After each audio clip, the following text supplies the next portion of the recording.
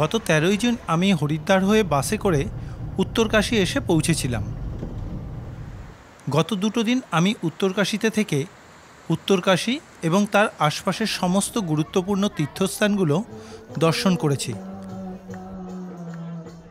যেটা আগের 2 পর্বে আপনাদেরকে দেখাতে পেরেছি।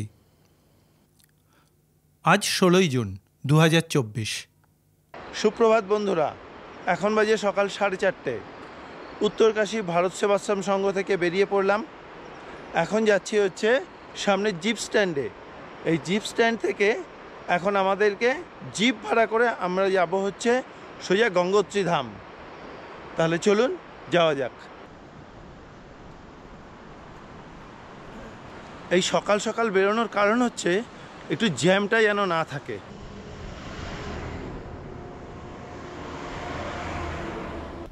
মিনিট 10-এর মধ্যে এসে পৌঁছলাম উত্তরকাশী জিপ স্ট্যান্ডে। আপনাদের জানিয়ে রাখি, উত্তরকাশী বাস স্ট্যান্ড থেকে গঙ্গোত্রী যাওয়ার বাস পাওয়া যায়। বাসে ভাড়া লাগে মাথাপিছু 250 টাকা করে। আমরা শেয়ার জিপে যাব, এতে বাসের থেকে কম সময় লাগবে।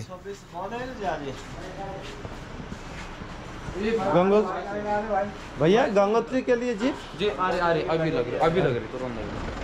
আমাদের গাড়ি 0021, এই হচ্ছে আমাদের গাড়ি। এখন বাজে ভোর 5টা। জিপ স্ট্যান্ডে এসে গেছি। এই গাড়ি যাবে হচ্ছে গঙ্গোত্রী। চলুন, এখান থেকে ভাড়া হচ্ছে 300 টাকা। ঠিক সকাল 5:30 নাগাদ জিপ ছেড়ে দিল। আমাদের গাড়িতে বাকি সব যাত্রী গঙ্গোত্রী ধাম দর্শনের জন্য এসেছেন ভারতের বিভিন্ন জায়গা থেকে।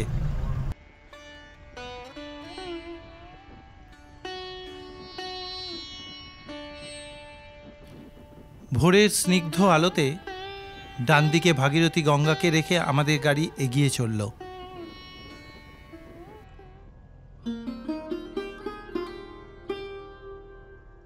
কিছুক্ষণের মধ্যেই পাহাড়ের পেছন দিক থেকে সূর্যদেবের রক্তিম আভা ছড়িয়ে পড়ল পুরো আকাশ জুড়ে।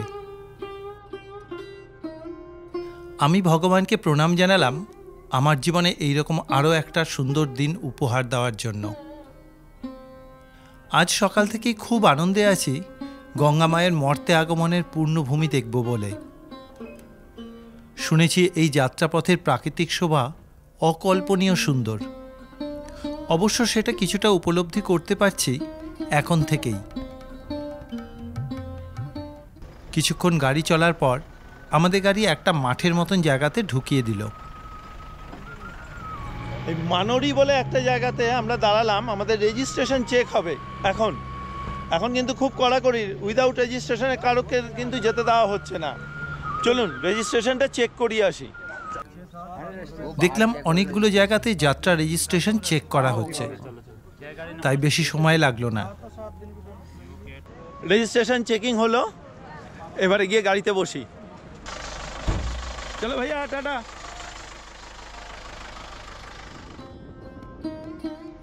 মিনিট 15 পরেই আমাদের গাড়ি ছেড়ে দিল।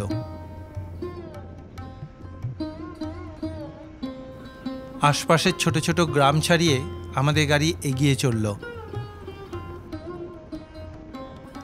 আর আমি আশপাশের প্রকৃতির সাথে পূব আকাশের সূর্যদেবের রঙের খেলা দেখতে দেখতে কিছুক্ষণের মধ্যেই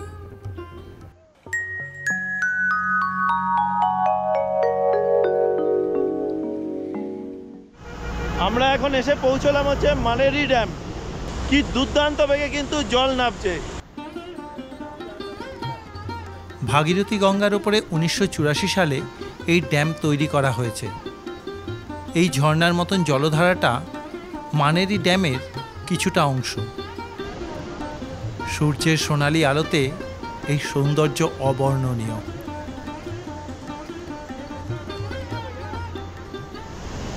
অপূর্ব সুন্দর লাগছে। এই যে হালকা সূর্যের আলোটা পড়েছে, এতে একটা রেনবো কালার দেখা যাচ্ছে, খুব সুন্দর লাগছে। আবার গাড়িতে উঠে যেতে যেতে মূল ড্যামটা দেখতে পেলাম।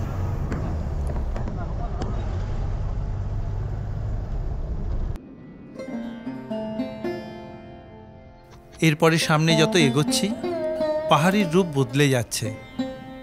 পথও এবারে যথেষ্ট চড়াই এবং উতরাই। আমাদের চলার পথের বাঁদিকে ঝুড়ো পাথরের খাড়া দেয়াল উঠে গেছে। যে কোনো সময় ওপর থেকে পাথর গড়িয়ে আসতেই পারে। আর ডান দিক দিয়ে বয়ে চলেছে কিশোরী, চঞ্চলা, স্রোতস্বিনী ভাগীরথী গঙ্গা। আর তার চলার পথের প্রতিটা বাঁকে বাঁকে তার সৌন্দর্য আলাদাভাবে আমাদের কাছে মেলে ধরছে। আমিও দু চোখ ভরে প্রকৃতির এই সৌন্দর্যকে উপভোগ করছি।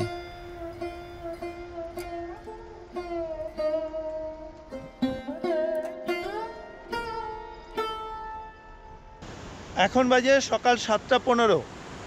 গাড়ি আমাদেরকে ভাটোয়ারি বলে একটা জায়গাতে দাঁড় করালো একটু চা খাওয়ার জন্য। এখানকার প্রাকৃতিক শোভা সত্যি অকল্পনীয়। একটা গিরিখাদ আছে, দেখুন।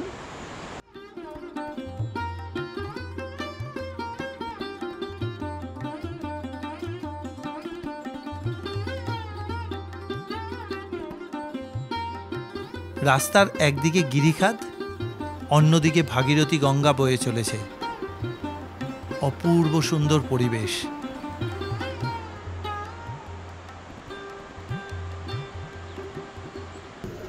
আমি একটা চায়ের দোকানে ঢুকে পড়লাম। ভাইয়া 2 চা দে দেনা। 10 টাকায় 1 কাপ চা, এতটা উপরে এসে।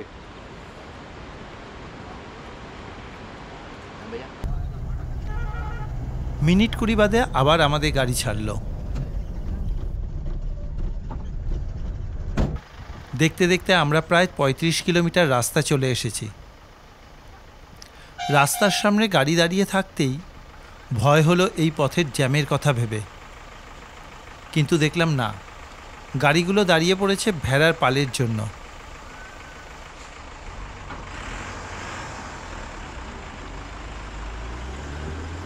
কিছুক্ষণের মধ্যেই মেষপালক তাদেরকে সরিয়ে দিতেই গাড়ি আবার চলতে শুরু করলো।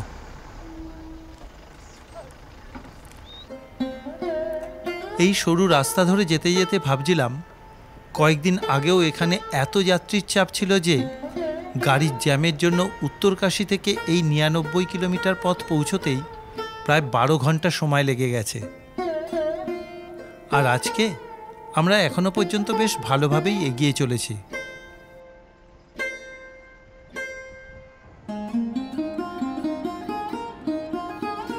দেখতে দেখতে আমরা গঙ্গানি পৌঁছে গেলাম।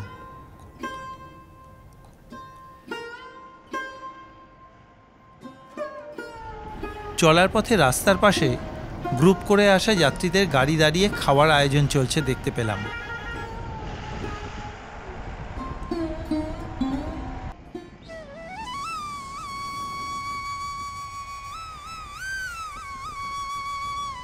এবারে যত উপরে উঠছি রাস্তা আরও সরু হচ্ছে।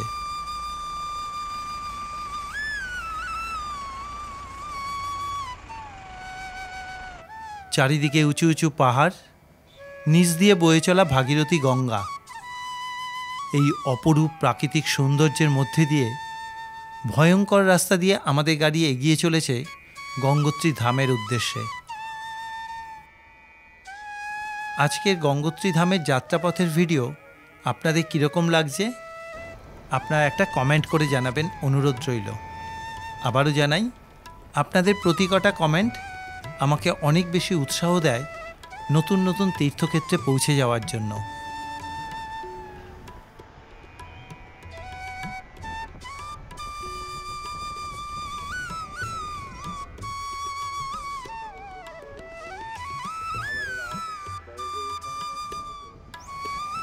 এরপরে আরও সরু রাস্তা দিয়ে গাড়ি এগিয়ে চলল।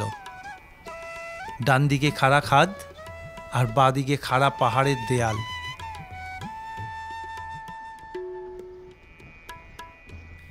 এইভাবে বেশ কিছুক্ষণ গাড়ি চলতে থাকলো।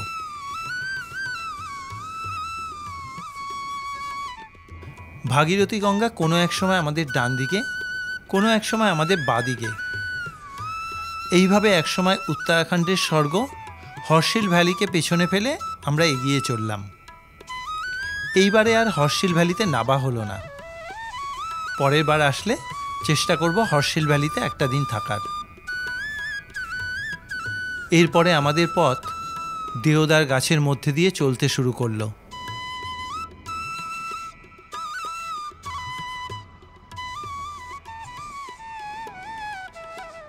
বইতে পড়েছিলাম গঙ্গোত্রী যাওয়ার পথের শোভা খুবই সুন্দর, তবে আজ এখানে এসে বুঝলাম এ পথের শোভা সুন্দর থেকে সুন্দরতম, মনোমুগ্ধকর।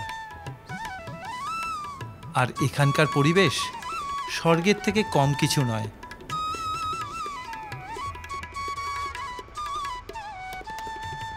এইভাবে আরও 20 কিলোমিটার পথ এগিয়ে গিয়ে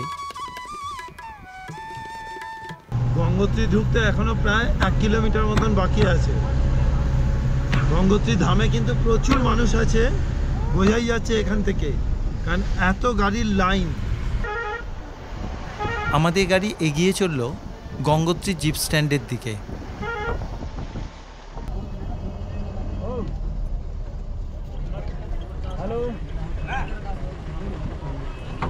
এই এখন সকাল 10:20 বাজে। এই এসে পৌঁছে গেলাম গঙ্গোত্রী ধামে। এই যে দেখছেন তার প্রবেশদ্বার, আর এই হচ্ছে তার জিপ স্ট্যান্ড। আমি আমার ব্যাগ নিয়ে এগিয়ে চললাম মন্দিরের দিকে। মাঝে একটা জায়গায় মন্দির দর্শনের জন্য যাত্রা রেজিস্ট্রেশন দেখিয়ে টোকেন নিয়ে নিলাম। দর্শনের জন্য টোকেন তো নেওয়া হয়ে গেল। এবারে এখানে এসে একটা ভালো হোটেল নিতে হবে। এই আশপাশে প্রচুর হোটেল আছে, তার মধ্যে থেকে একটা কম বাজেটের হোটেল নিতে হবে। জিপ স্ট্যান্ড থেকে মন্দির যাওয়ার রাস্তায় প্রচুর হোটেল আছে, কিন্তু দাম অনেকটাই বেশি, একটু দরদাম করে নিতে হয়। ওই জিপ স্ট্যান্ড থেকে এসে যারা হেঁটে মন্দির পর্যন্ত যেতে পারবে না, তাদের জন্য কিন্তু এখানে হুইল চেয়ার আছে। এই হুইল চেয়ারে করে তারা মন্দির পর্যন্ত যেতে পারবে। 250, 450, आने जाने का 450। आने जाने के लिए 450 लेते हो। इधर से कितना दूरी तक मंदिर? मंदिर दूरी होगा आधी किलोमीटर। हाँ, मंदिर होगा आधी किलोमीटर। आधा किलोमीटर। मंदिर ঠিক আছে, ঠিক আছে। আজকে অনেক দিনের ইচ্ছা কিন্তু পূর্ণ হলো এই গঙ্গোত্রী ধামে আসতে পেরে। এই মায়ের মন্দির দর্শন করার খুব ইচ্ছা ছিল, আজকে সেটা পূর্ণ হবে আশা রাখি।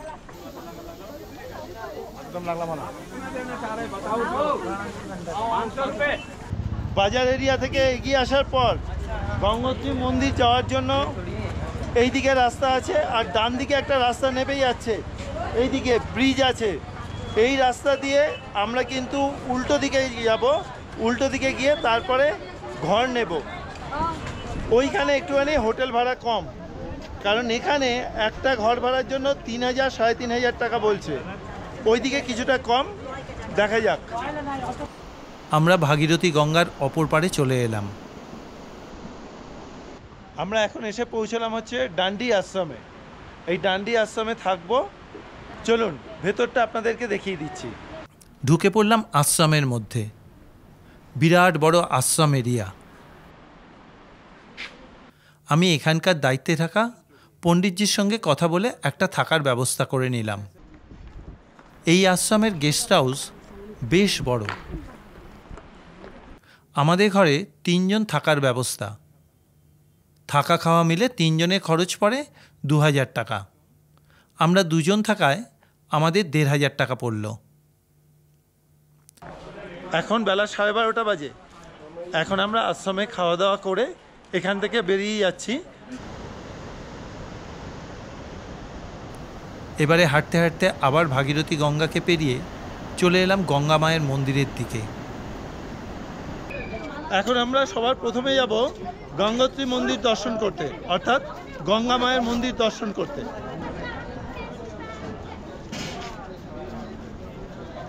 কালকে কিন্তু গঙ্গা পুজো, অর্থাৎ গঙ্গা দশেরা। এমন একটা সুন্দর দিনে এসে পৌঁছেছি। মা বোধহয় এই দিনকেই নিয়ে এসেছেন আমাদের এই ধামে। এই জীবনের সত্যি একটা বড় কিছু পাওনা। চলুন যাওয়া যাক। খুবই সরু পথ দিয়ে মন্দিরে যেতে হয়। মন্দিরে যাওয়ার আগে, যাওয়ার পথে কিন্তু মন্দিরে পুজো দেওয়ার জন্য প্রচুর ডালার দোকান রয়েছে, এখান থেকে ডালা সংগ্রহ করে নেওয়া যাবে।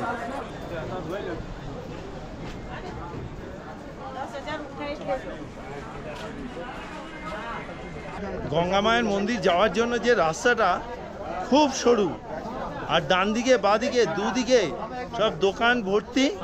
হ্যাঁ, এই মুহূর্তে কোনো অসুবিধা নেই, কারণ এখন তুলনামূলক অনেকটাই ভিড় কম, কিন্তু যখন যাত্রী বেশি হয় তখন কি অবস্থা হয় কে জানে। মন্দিরের ঠিক প্রবেশদ্বারের আগেই এখানে ডালার দোকান রয়েছে। আমি পুজোর ডালা কিনে নিচ্ছি, কারণ ভেতরে গঙ্গা মাকে একটু পুজো দেওয়ার ইচ্ছা আছে। ভাইয়া এ ডালা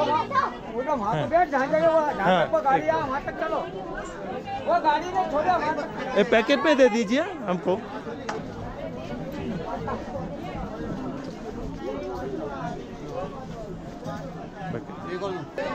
এই যে পুজোর ডালা নিয়ে নিলাম, এবার পুজো দেব। চলুন মন্দিরে যাওয়া যাক।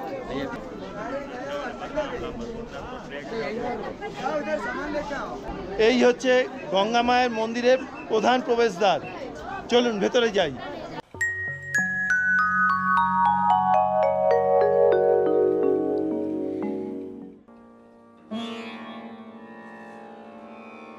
গঙ্গোত্রী, গঙ্গা ধন উত্রী অর্থাৎ গঙ্গোত্রী। এই পুণ্যভূমিতেই মা গঙ্গা সর্বপ্রথম শিব ঠাকুরের জটা থেকে পৃথিবীতে পদার্পণ করেছিলেন রাজা ভগীরথের ৫,৫০০ বছর তপস্যার ফলে।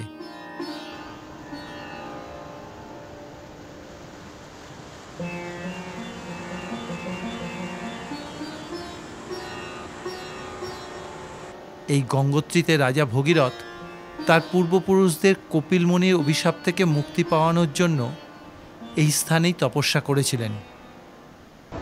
এই হচ্ছে ভগীরথ শিলা, যেখানে বসে রাজা ভগীরথ তিনি সাধনা করেছিলেন। এই সেই জায়গা, এই সেই পুণ্যভূমি। সুন্দর এক মন্দিরের ভেতরে সেই পুণ্য ভগীরথ শিলাকে সযত্নে পুজো করা হয়।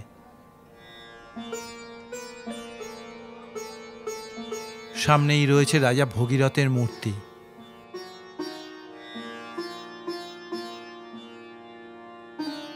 আমি এই পুণ্যভূমিতে প্রণাম জানালাম পূজনীয় রাজা ভগীরথকে।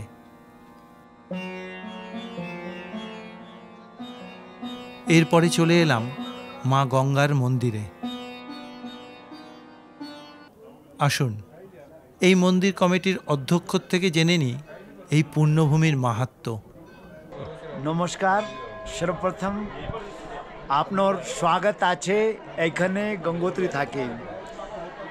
माँ गंगा का जो स्कंद पुराण के अनुसार जो महात्म्य में स्कंद पुराण में लिखा हुआ है, उसमें भगीरथ तपस्थानम त्रिशलोकेषु विश्रुतम इदम भूलोक वैकुंठम मिति जानहि नारद। अर्थात अगर कहीं साक्षात स्वर्ग लोग इस पृथ्वी पर विद्यमान है तो वह स्थान है जहाँ पर कि राजा भगीरथ ने 5,500 वर्षों तक एक पैर पर खड़े होके तपस्या की और तदोपरांत भगवती गंगा इस पृथ्वी लोक पर आई। भगीरथ राजा हम सब के एंसेस्टर थे। आप सब जानते हैं कि राजा सगर हुए, उनकी परम इच्छा हुई, he wanted to become the conqueror of this total world. उस जमाने में अगर किसी सारे साम्राज्य का अधिपति बनना चाहते थे तो उसके लिए एक अश्वमेघ यज्ञ किया जाता था।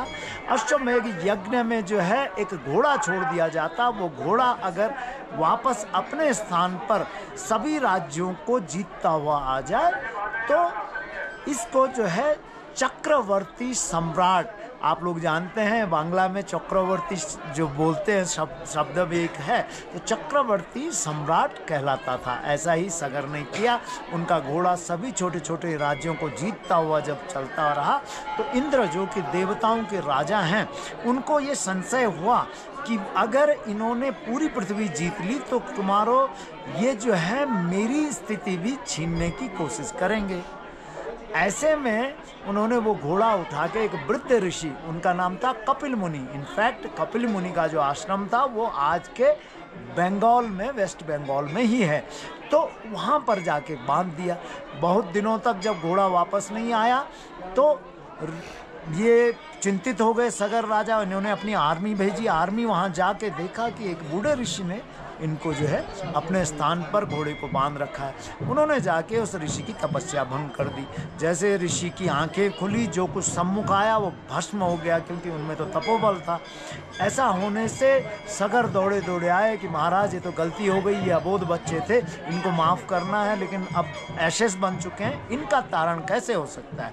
तो उन्होंने पुनः उनसे जब अप्रोच किया तब ऋषि ने बताया, कपिल मुनि जी ने, कि अगर माँ गंगा साक्षात स्वर्ग से आए तो इनका उद्धार हो सकता है। इस परिप्रेक्ष्य में हिमालय में सगर ने तपस्या की, उनके बाद अंशुमान, दिलीप और चौथी जनरेशन में यहाँ पर राजा भगीरथ ने तपस्या की। ये जो सामने पे मंदिर है माँ गंगा का, इसमें हम साक्षात मूर्ति के रूप में गंगा मैया का अवतरण मानते हैं। आप सभी जानते हैं कि शिव की जटाओं में ये हिमालय है, ये कैलाश है। तो पहले माँ गंगा ब्रह्मा जी के कमंडल से उनके सर में आई, वो उनके जो लटाओं में वो घूमती हुई, और पहली दफ़ा वो जो है इस गंगोत्री, गंगा धन उतरी, कई लोग जो है वो कन्फ्यूज़न कहते हैं, कई विद्वानों ने, और विभिन्न मतांतर हैं, परंतु हिंदी में भी गंगा धन उतरी अर्थात गंगोत्री, तो ये वही स्थान है, यहाँ से ही गंगा की उत्पत्ति है। हाँ, उसका भगीरथी भी एक नाम है, क्योंकि वो एक पहिए वाले रथ के पीछे यहाँ से भागीरथ के चली, इसलिए उसको भागीरथी नाम भी दिया। इसको पर्यायवाची नाम है, नहीं तो यहाँ से ही गंगा का उद्गम स्थल है। और यहाँ से वो कपिल मुनि के आश्रम में जाकर उसने जितने भी एशेस जो उनके पूर्वजों के पड़े हुए थे उसको उद्धार किया। एक बार अखिल विश्व, अखिल भारतवर्ष के लिए, ये जो अजनाब वर्ष है उसके लिए हम सभी तीर्थ पुरोहित, आप देख रहे हैं हमारा पूरा समाज, हम लोग माँ की सेवा में रहते हैं। और यहाँ का जो टेम्पल बोर्ड है उसका नाम श्री 5 मंदिर समिति गंगोत्री धाम है। आप सभी को शुभकामनाएं, हमारा राष्ट्र वैभव, परम वैभव की ओर बढ़े, ऐसी कामना करते हैं। जय माँ गंगे। গর্ভমন্দিরের ভেতরে গঙ্গা মায়ের ছবি তোলার কোনো নিয়ম না থাকায় সেই ছবি দেখাতে পারলাম না। তবে অধ্যক্ষ মহাশয় আমাকে নাট মন্দিরে গঙ্গা মায়ের চরণ পাদুকার পুজোর ব্যবস্থা করে দিলেন এবং ছবি তোলার অনুমতিও দিলেন। आप जो यहाँ पर देख रहे हैं ये माँ गंगा की पवित्र चरण पादुकाएं हैं।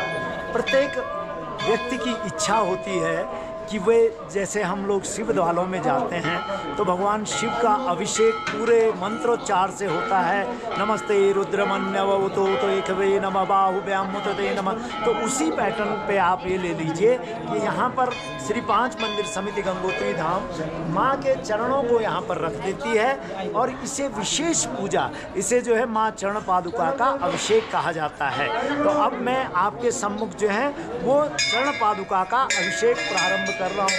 ओम हिरण्यवर्णाम हरणं सुवर्णरजतस्रजां चंद्रां मृणमयीं लक्ष्मीं जातवेदो मावह तामावह जातवेदो लक्ष्मीमनपगामिनीं यस्यां बिन्देयं कामश्चं पुरुषानहम् अश्वपूर्वां रथमद्यां हस्तिनादं प्रबोधिनीं श्रियं देवीमुपहवे श्रीरमादेवी जुषतां कांसोष्पसकीर्ति च मणिनासः प्रादुर्भूतो सुराष्ट्रेऽस्मिन् कीर्तिमिर्दं दधातु मे क्षुतपिपासामलां ज्येष्ठां लक्ष्मीं नाशयाम्यहम् अभूतिं समृद्धिं च सर्वान् निर्णोदमेधः गन्धं द्वारा दुरादिश्यं नित्यपूषां करिष्यं माल्नो आपसृजन्तु श्रीदानिचिक्रीतवचनैकः निचिदेवमातरं श्रियं वासमेकले आराम्यः कर्णिं नष्टं शोणां मे माल्नो।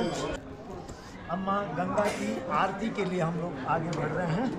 ओम चंद्रमा मनसो जात चक्षो सूर्यो अजायत श्रोताद्वायस्य प्राणश्च मुखाद्यग्निर्जायत।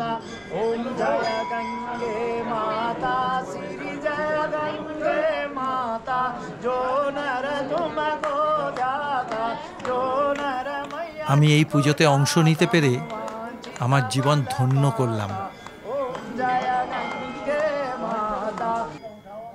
আমি পুজোর শেষে মা গঙ্গার চরণ পাদুকাতে প্রণাম করে নিলাম।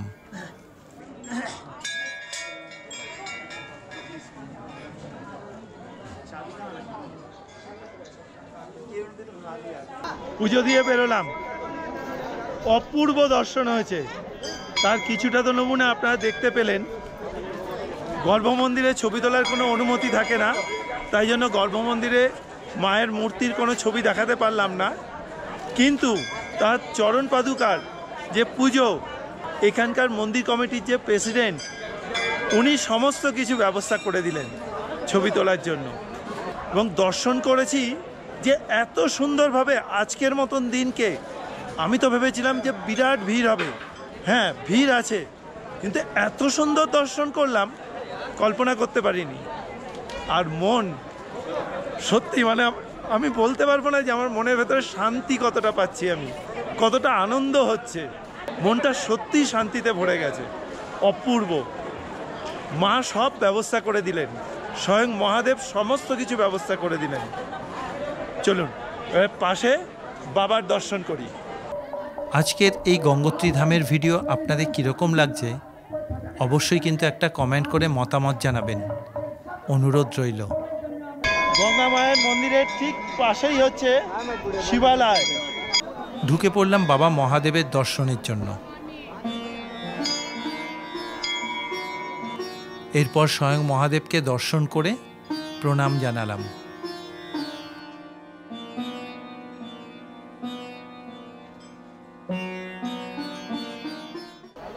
এরপরে চলে এলাম ভাগীরথী গঙ্গার ঘাটে।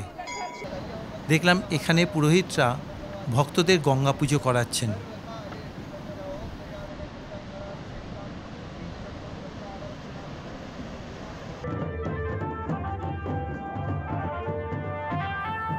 আগামীকাল গঙ্গা দশেরা, তাই আশপাশের গ্রাম থেকে গঙ্গা মায়ের ডলি নিয়ে প্রচুর ভক্তজন চলে এসেছেন এই পুণ্যভূমিতে। আমিও আশপাশের সমস্ত কিছু দেখতে থাকলাম।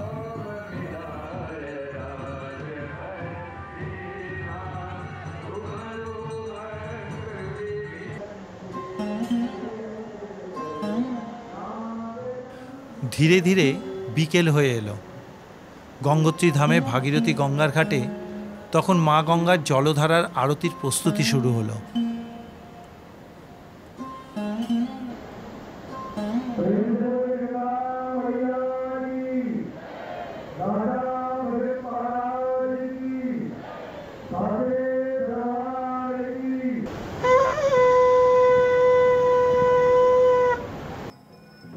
ঠিক সন্ধ্যে 6:30টাতে শুরু হলো আরতি অনুষ্ঠান।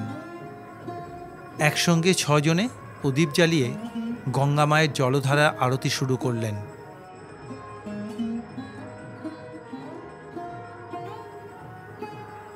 আরতির ঘণ্টার শব্দ আর গঙ্গা বন্দনার সুরে তখন চারিদিক মুখরিত হয়ে উঠেছে। সেই মুহূর্তের আধ্যাত্মিক পরিবেশের বর্ণনা করা ভাষা আমার জানা নেই, শুধু অনুভব করলাম এ এক স্বর্গীয় অনুভূতি।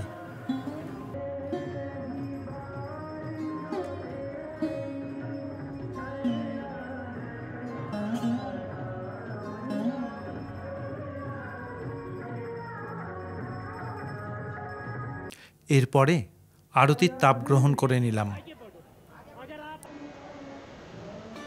এরপরে আস্তে আস্তে দিনের আলো একদম কমে আসছে। আমি গঙ্গা মায়ের জলধারাকে প্রণাম করে চলে এলাম গঙ্গা মন্দিরে। তখন মন্দিরে বড় বড় আলো জ্বলে উঠেছে। সারা মন্দির চত্বর জুড়ে ভক্তদের ঢল নেমে গেছে। আর কিছুক্ষণ বাদেই গঙ্গা মায়ের মন্দিরে আরতি অনুষ্ঠান শুরু হবে। কিছুক্ষণের মধ্যেই শঙ্খ, ঢোল, ঘণ্টা বাজিয়ে শুরু হলো আরতি অনুষ্ঠান।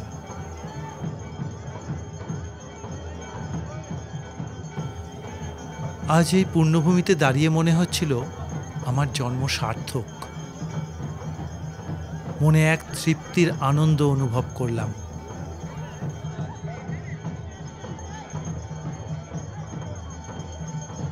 আজকের এই গঙ্গোত্রী ধাম দর্শন আপনাদের কীরকম লাগলো অবশ্যই একটা কমেন্ট বক্সে মতামত জানাবেন, অনুরোধ রাখলাম।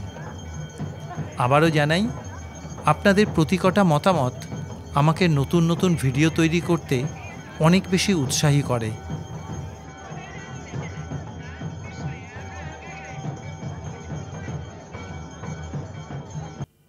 এরপরে আরতি শেষে বেরিয়ে পড়লাম মন্দির থেকে। আজ এখানেই শেষ করছি। আগামী পর্বে দেখা হবে এই গঙ্গোত্রী ধামের আশপাশে অনেক মাহাত্ম্যপূর্ণ তীর্থস্থান দর্শনে। আজকের মতন বিদায়। সবাই ভালো থাকবেন, সুস্থ থাকবেন। শুভরাত্রি।